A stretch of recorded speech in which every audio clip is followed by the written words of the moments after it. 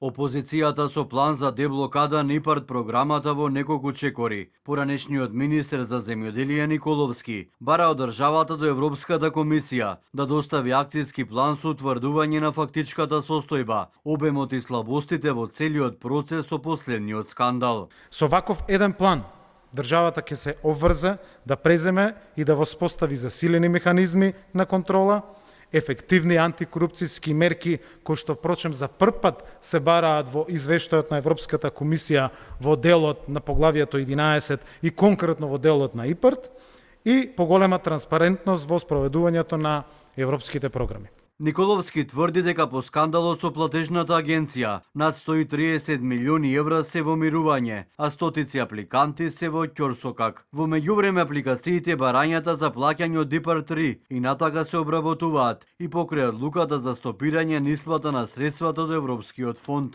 Од Министерството за финансии велат дека се работи на 73 апликации кои тежат над 20 милиони евра, но нивното одобрување исплата ќе зависи од исходот на скандалот со платежната агенција.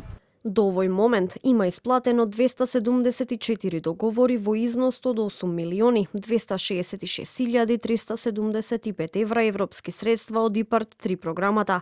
Во меѓувреме се обработуваат и апликации за мерка 1 со 27 барања, вкупна со финансиска поддршка 7 милиони 415.334 евра, за мерка 3 со 24 барања, вкупна финансиска поддршка 7 милиони 427.824